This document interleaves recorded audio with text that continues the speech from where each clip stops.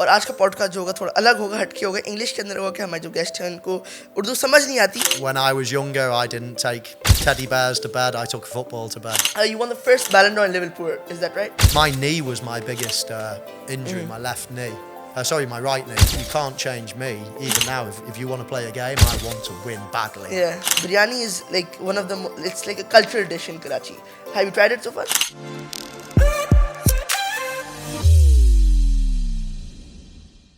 अस्सलाम वालेकुम, welcome back to a new podcast. आज जो हमारे पॉडकास्ट के गेस्ट हैं बहुत ही ज़्यादा मशहूर फुटबॉलर, फॉर्मर फुटबॉलर भी रह चुके हैं. और आज का पॉडकास्ट जो होगा थोड़ा अलग होगा, हटके होगा, इंग्लिश के अंदर होगा कि हमारे जो गेस्ट हैं उनको उर्दू समझ नहीं आती, बट मैक्सिमम हम लोग उर्दू में उसको ट्रांसलेट करने की कोशिश करेंगे आप लोगों की समझ आए. So we are absolutely thrilled to have you here, Mr. Michael, and it's just an honor having you here. Karachi it's famous for the city of lights, and how are you liking it so far? Yeah, thank you for your warm welcome. It's been Thank you so much. It's been a great few days.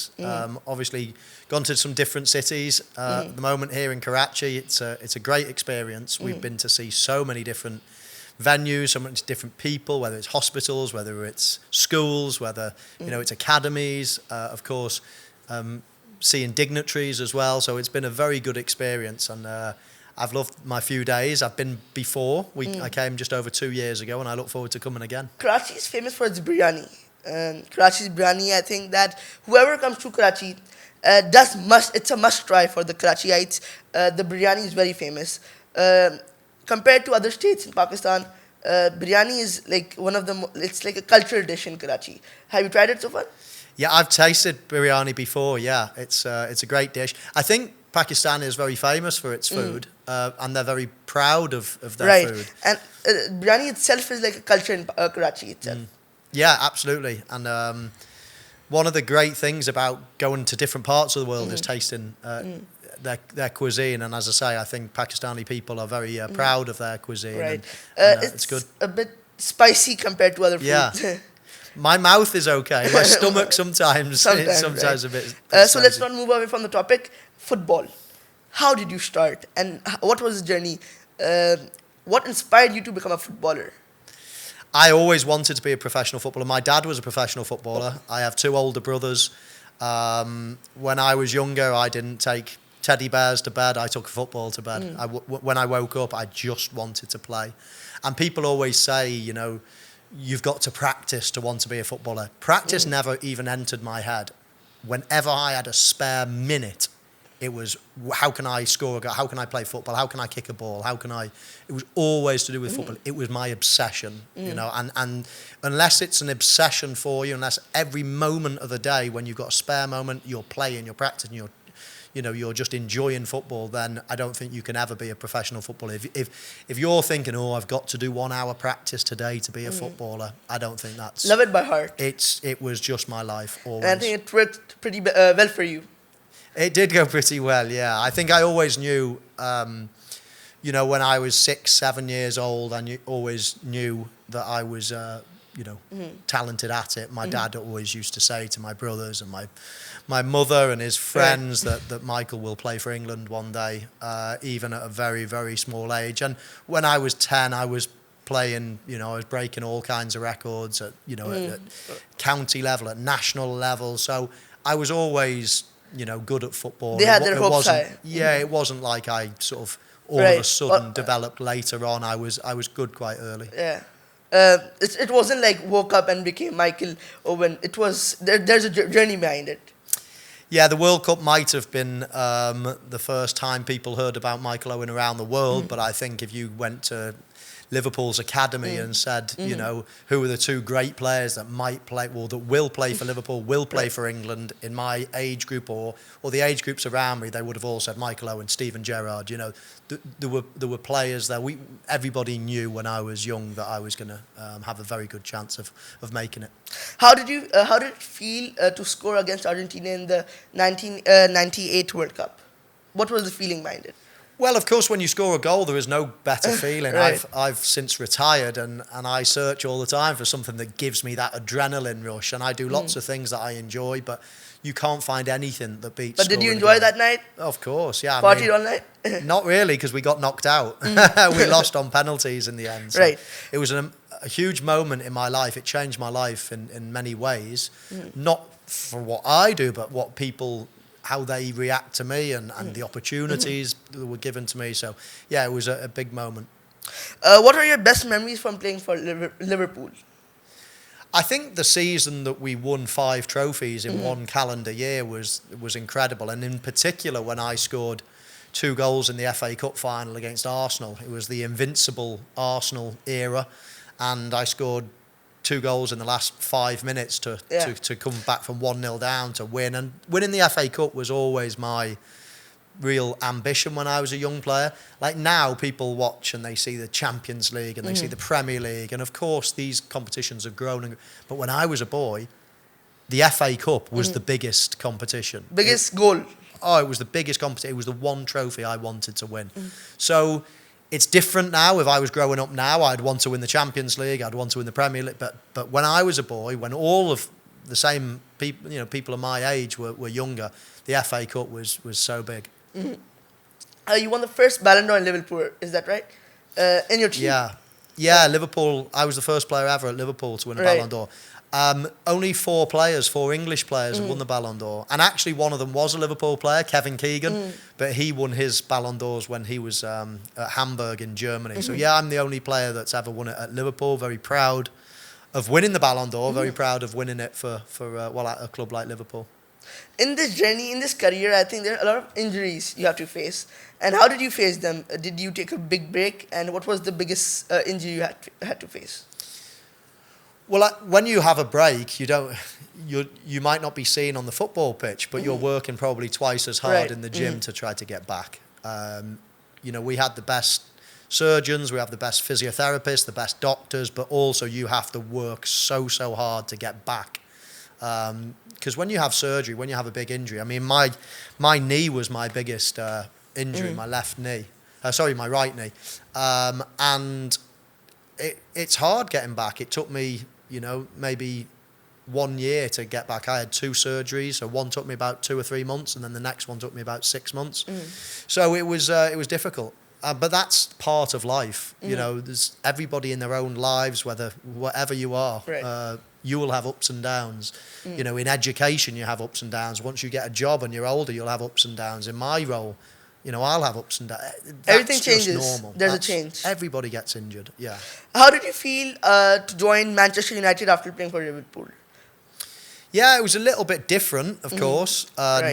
Never did I expect to play for Manchester United, but of course, in my heart, I'm a Liverpool fan. I came through the ranks at Liverpool. I joined, when I was a boy, I supported them. I wanted to be a Liverpool player.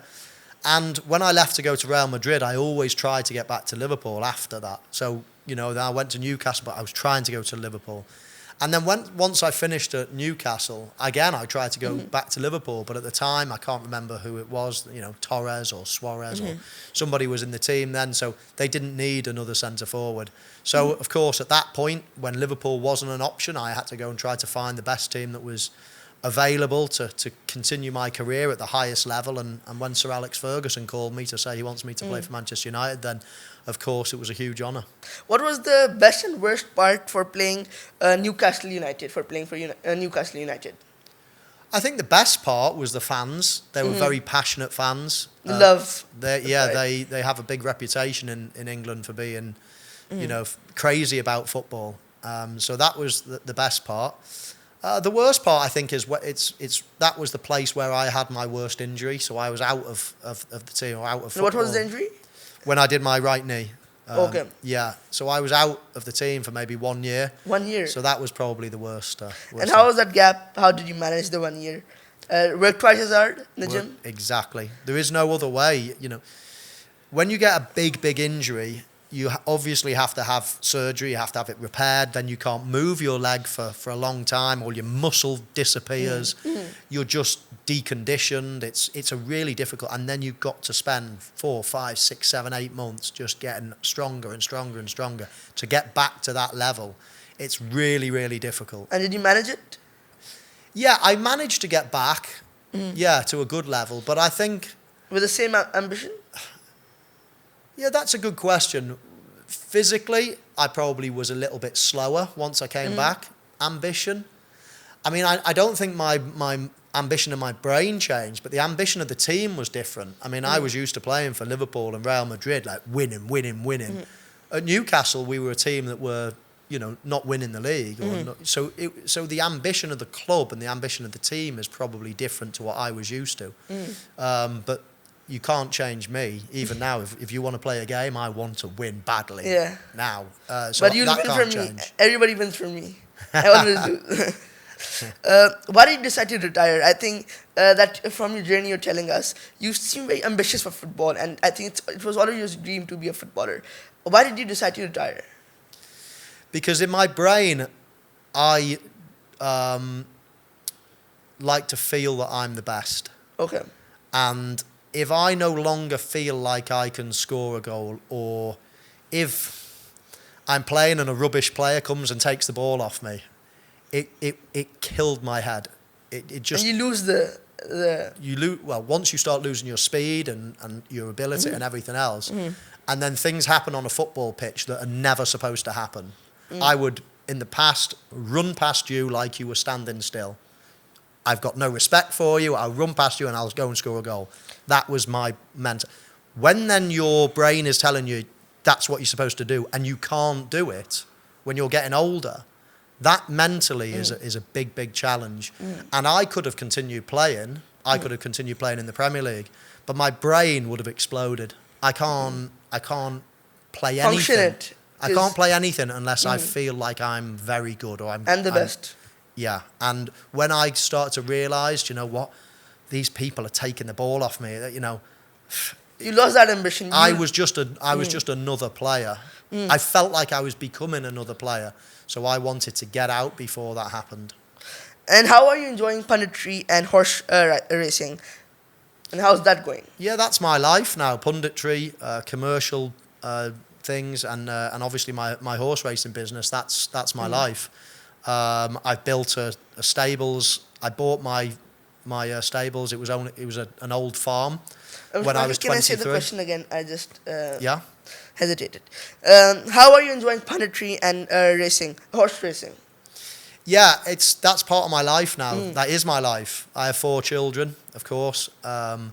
I have my horse racing stables, which I bought an old farm when I was 23, thinking, what am I going to do when I'm older? Do I want to go into management? But I thought, no, horse racing is a big passion of mine. So I bought it when I was 23, and now I'm 44, so 21 years later, and now it's just the most incredible, amazing place. We train about 135 horses, so it's a big operation. 135 horses. Yeah. And I think horse riding is an amazing sport.